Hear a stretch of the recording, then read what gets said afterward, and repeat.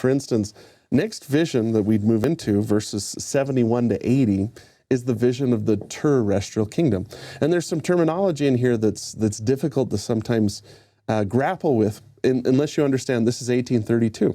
This is before the first temple has been built. This is before ordinances and salvation for the dead have been revealed. These verses could make it sound like a lot of people aren't going to necessarily get into the celestial kingdom, but when we understand the full context, for instance, it describes terrestrial people, verse 74, as those who received not the testimony of Jesus in the flesh, but afterwards received it. They're honorable men of the earth who were blinded by the craftiness of men.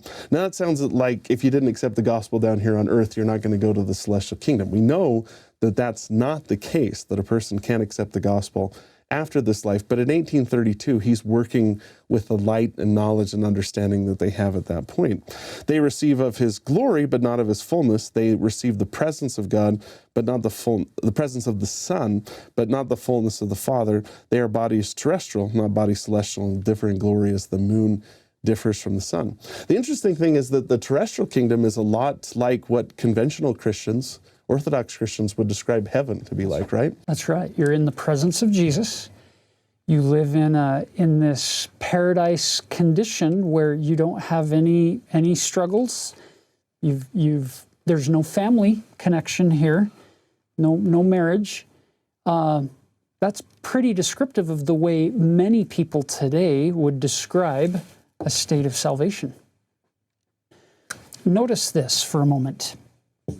If we draw these three circles once again, with the telestial here, terrestrial here, and celestial here, we love the sun, moon, and stars analogy.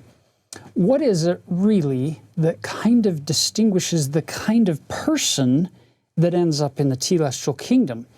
There are a lot of ways you could do this. So this is just one lens through which you can look at this, this comparison here. The types of sins that are listed in the telestial kingdom all seem to have a common thread. They seem to be sins of commission, things that we're doing wrong, where we're doing things we shouldn't do. We're breaking, as it will, the thou shalt nots. Thou shalt not steal. Thou shalt not commit adultery. These are all things described here as telestial behaviors.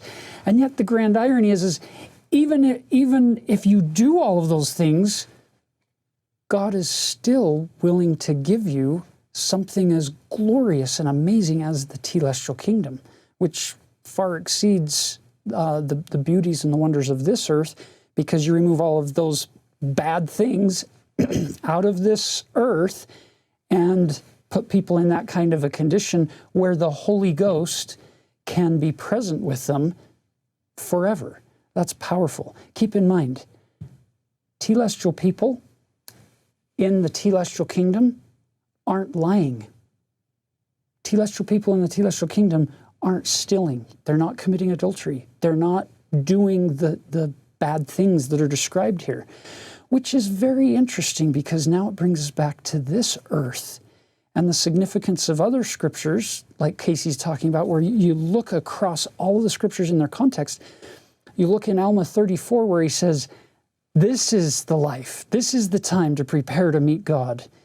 This is the day where we perform our labors. Let's go.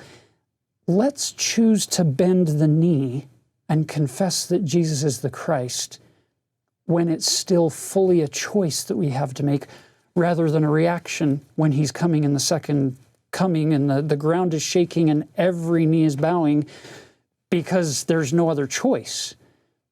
It's powerful to realize that if I can deal with these now, rather than wait for them to be dealt with later as a reaction, then the reward's going to come. Now, as you shift up one degree of glory, the sins here are largely sins of omission. It's where we're not fully faithful. We're not valiant in that testimony of Jesus.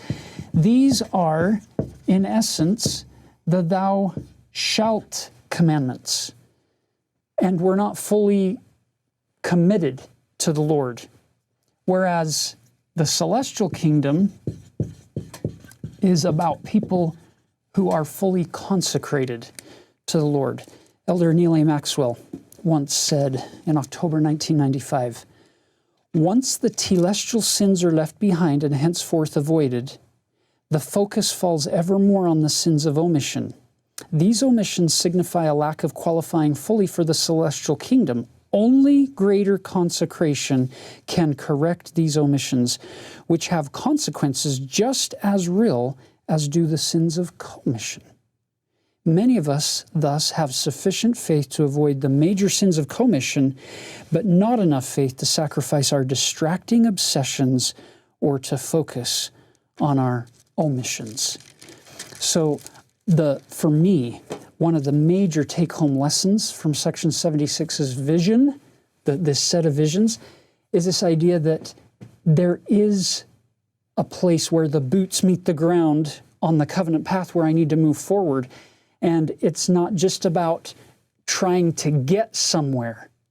The plan of salvation, Section 76, isn't just about the location. It's not just about getting to a kingdom or getting to heaven. Salvation isn't just to get somewhere. Salvation is to also become like God, to become like Christ. And that, to me, is the major message here of Section 76, is He's given us His gospel, His glorious news. The best news, I would say, is that there's hope. That, yeah, we have struggles, both of commission and omission, but He'll forgive us if we use our agency now, today, not 20 years down the road, but now, to more fully consecrate our life to Him, because it's only then that we become like Him.